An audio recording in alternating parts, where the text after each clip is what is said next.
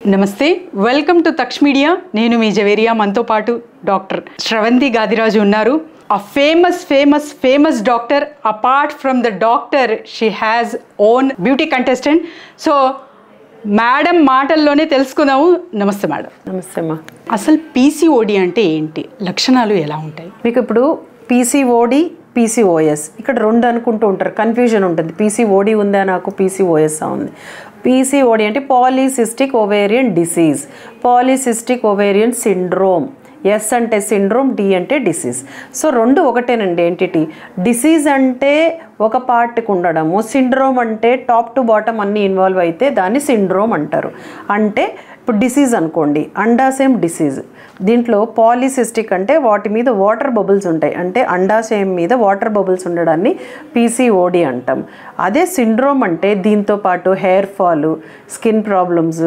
మళ్ళీ ఫ్యాట్ ఎక్కువైపోవడము లేకపోతే period irregularity అన్నీ టాప్ టు బాటమ్ అన్నీ ఇన్వాల్వ్ అయితే దాని ఒక సిండ్రోమ్ అంటాం సిండ్రోమ్ అంటే usually more than one system involve అయితే దాన్ని సిండ్రోమ్ అంటాం అంటే నో వరీస్ ఇక్కడ ఏం కావాలి అని అంటే మనకి పీసీఓడి అన్న పీసీఓఎస్ అన్న ఒకటే వ్యాధి ముదిరితే పీసీఓఎస్ అంటాం పీసీఓడి అనేది డిసీజ్ మాత్రమే పీసీఓఎస్ అంటే ఎక్కువ అయిపోయింది అడ్వాన్స్ ఉంది అని అంతే సో మరి ఈ మధ్యకాలంలో చాలా చూస్తూ ఉంటాం మ్యామ్ మోనోపాస్కి పీసీఓడికి సంబంధం ఉందా ఇది ప్రెగ్నెన్సీ పైన ఎఫెక్ట్ చూపిస్తుందా పీసీఓఎస్ ఆర్ పీసీఓడి అనేది is a life style disease అంటే ఈ కాలంలో ఎక్కువ వింటున్నాం జవేరియా ఇంతకుముందు అసలు ఎక్కడా లేదు మేము కాలేజ్ టైంలో అంటే యూజీ చదివే టైంలో చిన్న బుక్లో చిన్న పార్ట్ పీసీఓఎస్ దీనికి ఇప్పుడు పెద్ద పెద్ద బుక్స్ రాస్తున్నాం అంటే 20th సెంచరీలో ఈ డిసీజు బాగా పైకి వచ్చేసింది because of life style modification అంటే పాతకాలంలో మనం ఎలా ఉండేవాళ్ళము అన్నీ చక్కగా స్కూల్కి నడుచుకుంటూ వెళ్ళేవాళ్ళం ఇంట్లో చక్కగా పనులు చేసుకునేవాళ్ళం ఎంత డబ్బు ఉండేవాళ్ళైనా ఇంట్లో పని అనేది ఒక నార్మల్ వ్యాయామంలా ఉండేది డైట్ విషయానికి వస్తే అన్ని ఆర్గానిక్ ఫుడ్ తినేవాళ్ళం ఇప్పుడు ఆర్గానిక్ ఫుడ్ ఏం తింటున్నాము అన్నీ మనము అడల్టరేటెడ్ అంటే కల్తీ ఫుడ్ అంటే కల్తీ లేని గాలి లేదు ఎక్కడ నోవేర్ వీఆర్ ఫైండింగ్ అంటే ఆర్గానిక్ అనేది మనం ఎక్కడా కనుక్కోవట్లేదు ఇప్పుడు మళ్ళీ దానికోసం ఆర్గానిక్ ఫుడ్ కోసం పరిగెడుతున్నాము so this is a life style disorder ఇది అర్థం చేసుకోవాలి ఇప్పుడు ఉండే యుగం ఈ కలియుగం ఫాస్ట్ యుగంలో ఏమవుతుంది అని అంటే మనం మంచి ఫుడ్ తినటం లేదు మంచి హ్యాబిట్స్ లేవు హ్యాబిట్స్లో ఏంటి మెయిన్ మొబైల్స్ విపరీతంగా యూజ్ చేస్తున్నాం రేడియేషన్ ఎఫెక్ట్ అండ్ నైట్ టైంలో ఇష్టం వచ్చినట్టు తింటున్నాము నైట్ టైంలో సరిగ్గా నిద్రపోవట్లేదు ఇట్లా ఒక లైఫ్ స్టైల్ అంతా డిస్టర్బ్ అయిపోయి ఒక కొత్త డిసీజ్ చిన్న డిసీజ్ని కాస్త మనం ఇప్పుడు దానికి పెద్ద టైటిల్ ఇచ్చేసేసి ఎక్కడ చూసినా పీసీఓడి 10 మంది వస్తే మినిమం 5-6 పీసీఓడి ఇన్ఫర్టిలిటీ లీడ్ అవ్వడము so this is the life style disorder డెఫినెట్గా ఇది affects hormones and affects infertility అంటే పిల్లలు లేకపోవడానికి మేజర్ కారణము ఇప్పుడు పీసీఓఎస్ సో క్యూర్ ఎలా మ్యామ్ దీనికి క్యూర్ అనేది ఉంది మనం క్యూర్ కంటే ఎప్పుడు కూడా prevention is better than cure అంటాం కరెక్ట్ ఎప్పుడు రాకుండానే చూసుకుందాం మనం వచ్చిన తర్వాత పరిగెత్తడం కంటే రావకపోవడం ఎలాగనేది చూసుకోవాలి ట్రీట్మెంట్ గురించి నెక్స్ట్ మాట్లాడుకోవాలి ఫస్ట్ రాకుండా ఎలా చూసుకోవాలి మీ లైఫ్ స్టైల్ని మీరు మాడిఫై చేయగలిగితే దాన్ని మనం రాకుండా చూసుకోవచ్చు వాటిల్లో ఏంటి important things wait maintenance food maintenance stress management is a stress disorder అంటే ఇప్పుడు ఉండే ఐటీస్ రకరకాల హెల్త్ ప్రాబ్లమ్స్ అనమాట ఈ స్ట్రెస్ వల్ల దాంట్లో మేజర్ ప్రాబ్లమ్ పీసీఓఎస్ ఫస్ట్ రాకుండా చూసుకోవడానికి మనం లైఫ్ స్టైల్ మోడిఫికేషన్ చేద్దాం మీరు ఇప్పుడు క్యూర్ గురించి మాట్లాడుతున్నాం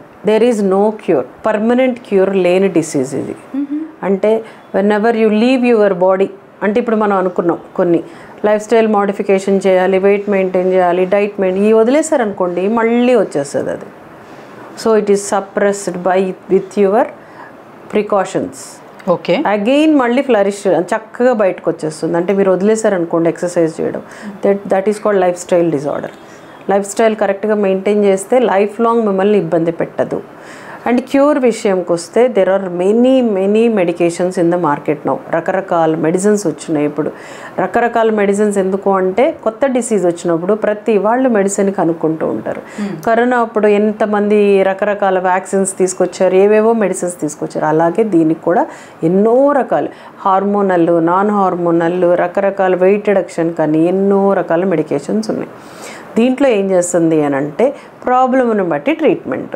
ఫర్ సపోజ్ మీకు ఇర్రెగ్యులర్ పీరియడ్ ఉంది అని ఒక పేషెంట్ వచ్చారనుకోండి, సో దాన్ని రెగ్యులరైజ్ చేసి పీసీఓడిని తగ్గించి తర్వాత ప్రెగ్నెన్సీ ప్లాన్ చేస్తాం.